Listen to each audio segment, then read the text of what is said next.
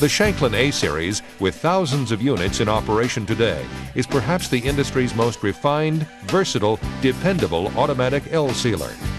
Since its introduction in 1986, continual improvements in design have enabled today's machine to wrap with stronger, more positive thermal seals, easier changeover, and minimal, easy-to-perform maintenance. With 3 sizes available, the A-26A, A-27A, and A-28A.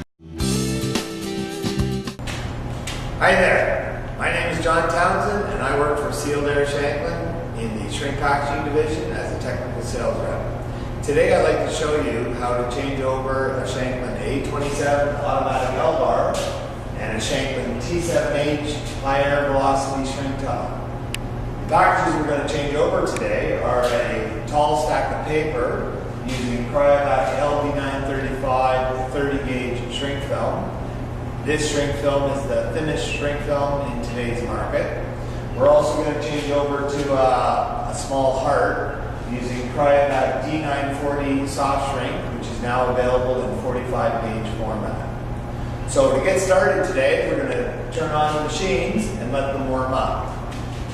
So in order to turn on the L-bar, you turn on the disconnect handle right here, and as you can see the power light is on. So next we want to turn on the heat to the seal bar, so that'll give the sealer time to heat up. So that is done by this switch right here. That will turn both the cross jaw and the front jaw on at the same time. They will take about approximately 10 to 15 minutes to heat up. Now we want to turn on the tunnel. To turn on the tunnel, you turn this disconnect handle on. Now as you can see, the red light goes on. You want to turn on the blower motor, which gets the air circulating within the inside of the tunnel. So to do that, you turn this selector switch right here. As you can hear the air velocity inside the tunnel.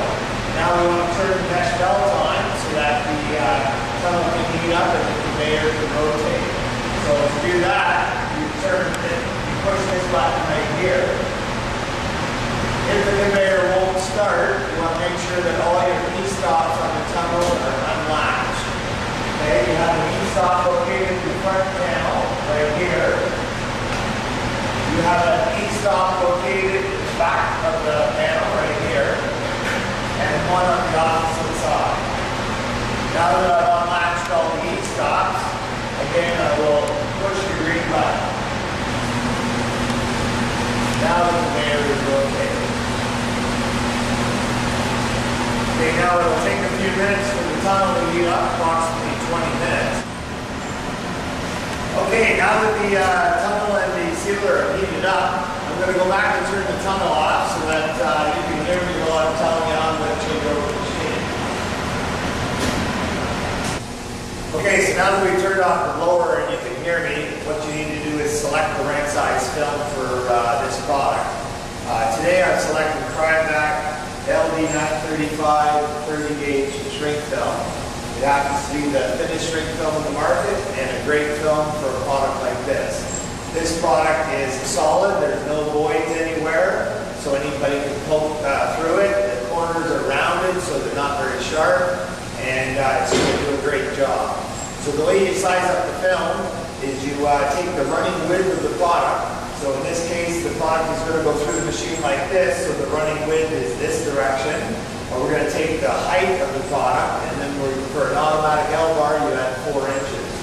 So the running width is 9, the height is 4, plus 4 makes a total of 17 inches. I happen to have a roll of 18-inch center folded film. Okay, so that being said, let's change over the machine. Okay, in order to get started, you're going to need a 1/2-inch imperial wrench. You're going to take your roll of film and you might as well put it over here for now, because first thing we need to do is we need to determine where the inverting head position is going to be. So to do that, you take your product, you put it on the in-feed table, you open up your inverting head so that you can get your product through. Now that my product is cleared, the first part of the inverting head, you slide it under. Your concern is that this film support bar located under here is about a 1 inch above the product. You want to pull the table over so that the product is approximately half the height away from this rod. This rod is directly in line with the front jaw. That way your product will not be under the jaw when the jaw comes down. To move the table over, you unlock the handle located under the table, you slide the table over, and because the package is 4 inches tall, I go approximately 2 inches away.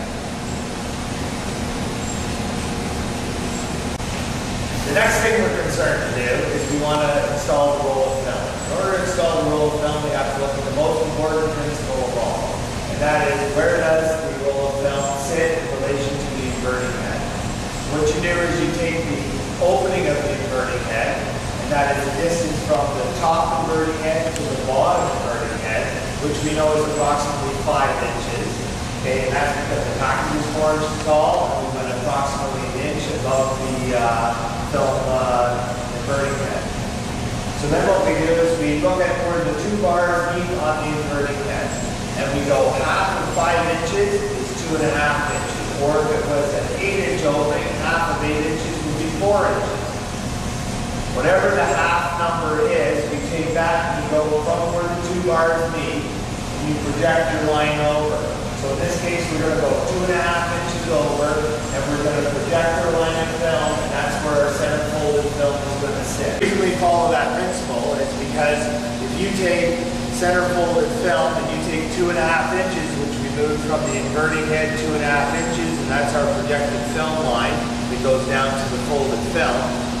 2.5 inches of center folded film become 5 inches of flat film, which we're going to need for the back side of the inverting head. Okay, so that's why we must follow that principle. So let's install the roll of film.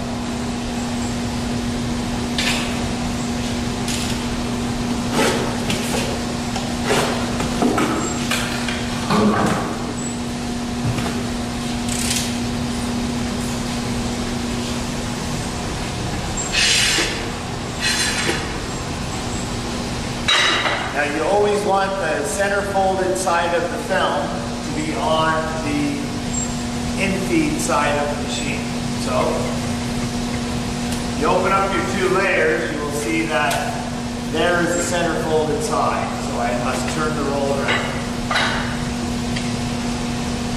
Okay, now if I project my line, so if I look at the corner of the inverting head, right here, and I go over 2.5 inches, and I follow that straight across, and I come down, the roll of film should sit approximately here. Now when you put your, these are your guides for your roll of film, so that your roll of film won't slide on you from right to left. You put your guide, and you don't put it right against the core of the film.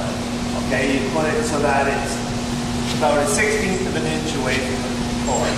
You take this one and you do the same. You do that is so that your roll of film will not be tight and it can unwind free. Okay, so now we're going to take the roll of film and we're going to lift up the guard. We're going to lift up the perf system and get it out of the way. And just like the chart says, we're going to go around, over the perf roll. You're going to go through the splitter bar, so you're going to have to open the film up. Go to the end of the film and open it up.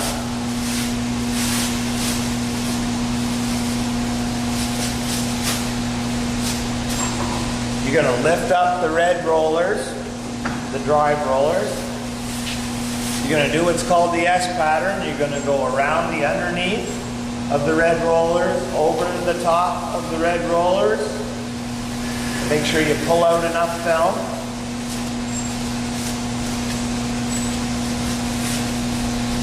You're going to drop the red roller back down. You're going to go around the outside of the roller so the film can't come back into the red rollers. Around the dancer bar, back up and out of the unwind. Now what I suggest you do is you pull a bunch of film through so that you have your film all straight coming out of the unwind.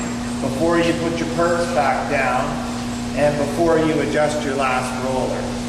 So in order to do that, I need to reset the machine. So I'm going to go over to the front panel and I'm going to push the reset button. Okay, to reset the machine and to get the unwind functioning, you need to hit this button located right here. This is called the control reset button. If you press the orange button and the light will not turn on, you can look at the touchpad, and the touchpad will tell you why the orange button will not light up and the machine will not reset. On the touchpad, it tells me that the emergency stop button was pressed. So what I will do is I will unlatch the emergency stop button, then I will reset the machine. I can pull the film from the unwind here. So as I pull the film through, it's raising the dancer bar, which is allowing the film to be delivered. Now what you want to do is you always want to split the film right to the edge of the fold, okay? But you want to stay about 1/4 of an inch away from the edge. So that way you will run successfully right to the balance of the cord. So you slide the slide over until you're right about 1/4 of an inch from the fold of the film. Alright? Now if I pull the film through, the film splits nice and evenly, all the way to the end. Next thing you want to do is you want to raise this last roller coming out of the unwind. The principle behind the last roller is that it goes half of your inverting head. So if my inverting head is open this much, then I take the halfway point and I raise this roller to the halfway mark. That way half the film goes up to the top inverting head and half the film goes down to the bottom inverting head. Okay? So I'm going to undo these handles here and then I can move the roller up. So now you go over to this side and undo this handle and you raise the roller up. Now you'd like to keep this roller as level as possible, so you can do it by eye to start, and I believe I need to go down a bit on this side. While we're over here, we want to adjust the perfs. So we lift up the guard. The beauty of our Shanklin system is that you can lift the perfs up and move them without tearing the film. So what I want to avoid is any perfs in the last 4 inches of film, because the last 4 inches of film is going to be scrap, or it's going to be right in the path of the front seal bar. So you don't want to do anything in the last 4 inches. So you slide the O-rings over. What I'm going to do is evenly spread the collars out so that I spread the exhaust out as evenly as possible. So you're going to move the collar over.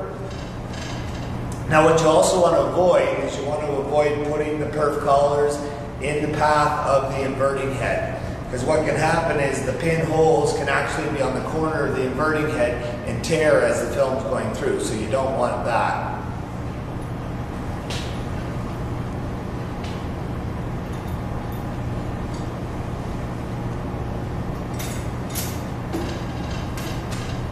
Now the other thing you want to be cautious of is that you don't push the O-rings so far and tight against the Delrin collar that the collars can't spin. So your test is to make sure when you're finished that the collars spin before you lower the bar back down. Then close your guard.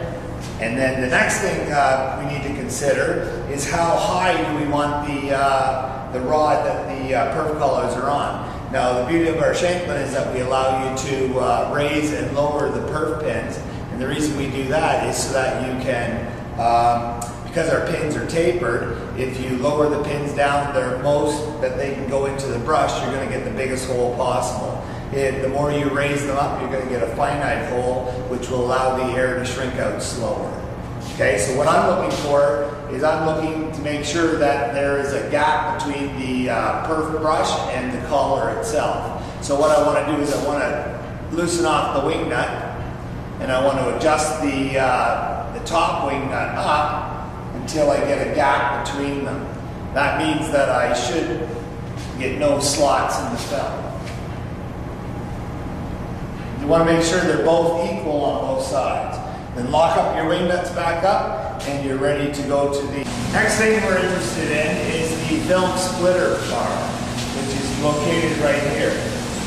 We have two bars here. One bar is to slow down whichever layer of film is running too fast. So if you have a loose layer of bottom film that needs to be supported as it's going through the splitter bar, then you would put this rod under the bottom layer. If you had a sagging top layer, then you would put this on the top of the film to slow down the top layer and to support the film. Okay, so I tend to start the machine with putting it not under the top, not under the bottom, but not using it at all. Okay? So I want this splitter bar to be parallel to this last roller coming out of the unwind.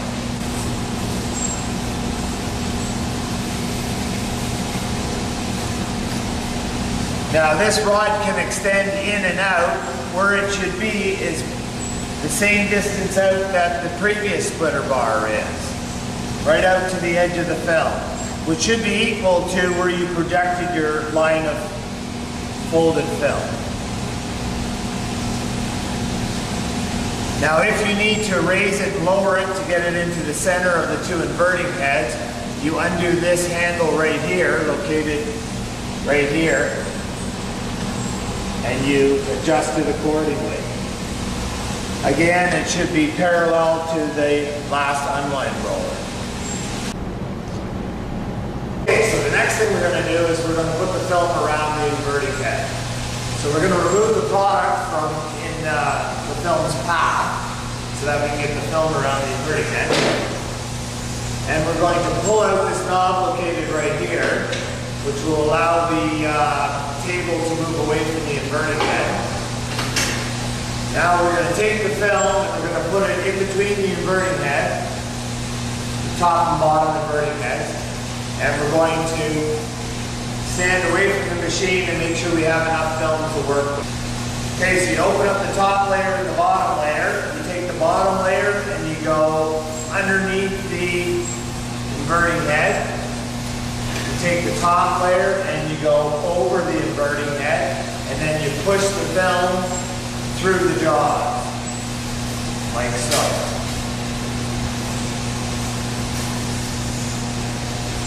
Now you're going to open up the hood, and you're going to grab the film, and you're going to open up the top layer. You're going to put the top layer around the film support bar, located under the inverting head. And you're going to take the bottom layer, and you're going to go underneath the table. Now at this time you can take the film and you can just move it up the inverting head a little bit, the bottom inverting head. So that it'll go farther under the table.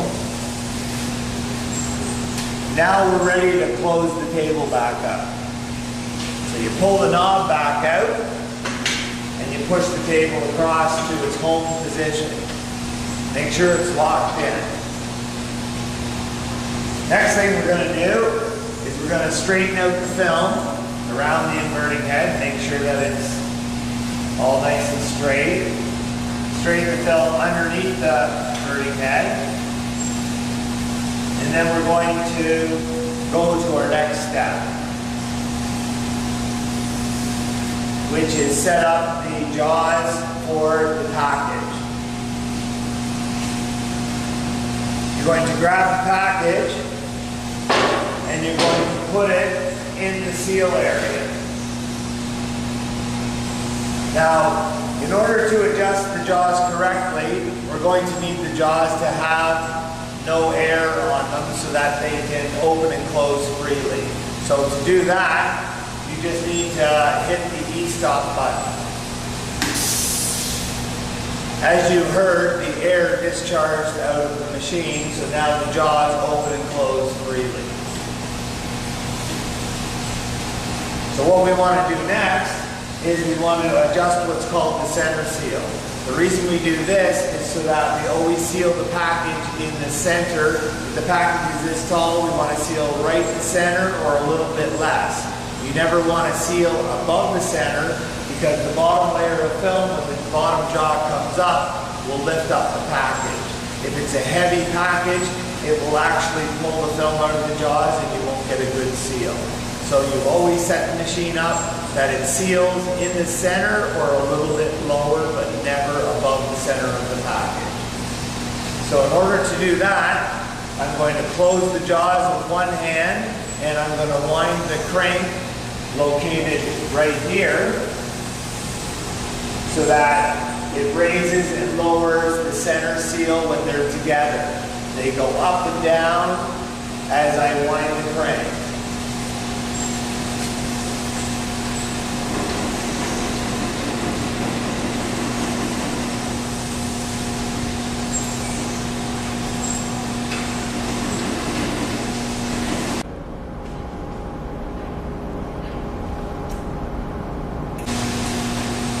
Now, as you can see, that is exactly where my film elevator bar is located.